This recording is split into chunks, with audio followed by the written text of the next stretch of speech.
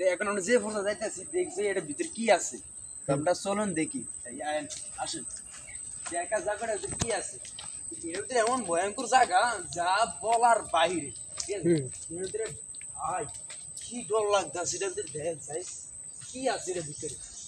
আসেন দেখি যাই আমার কি এরকম আছে। বাহ এই ভাই এই স্যার এই জায়গায় চেয়ারের মধ্যে সিস্টেমের ঘর করা, তা বলার বাইরে ভাই। দেখতে পাচ্ছেন ঘরটা? এই স্যার কি কি আছে দেখি, সে আশেপাশে কিছু আছে না?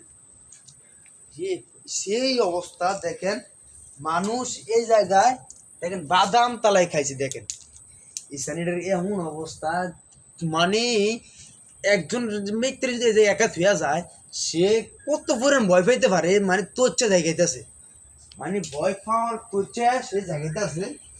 এমন অবস্থা ইসান মানুষ সেখানে, মানে যে বয়ফ্রেন্ড গার্লফ্রেন্ড আসে যে তারাই সব জায়গাগুলো আসে, ঠিক আছে?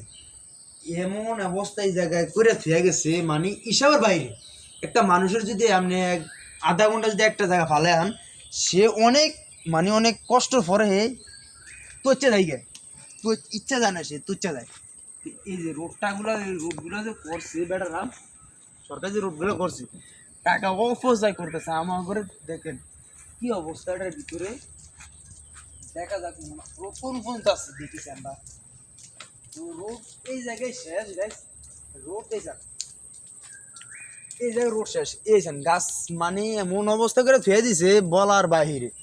রোড টোড কেউ কিছুর কোনো ইয়ে নাই, এটার মনে কোনো আপনার এটা সৌন্দর্য নাই, সৌন্দর্যটা শেষ। মানে এর এমন অবস্থা, আমরা দুজন আইছি, আমি আর আমার ক্যামেরাম্যান আইছি, এমন অবস্থা করে থুয়ে দিছে, ঠিক আছে? এটার ভিতরে একজন মানুষকে যদি বলছেন ভাই গুরু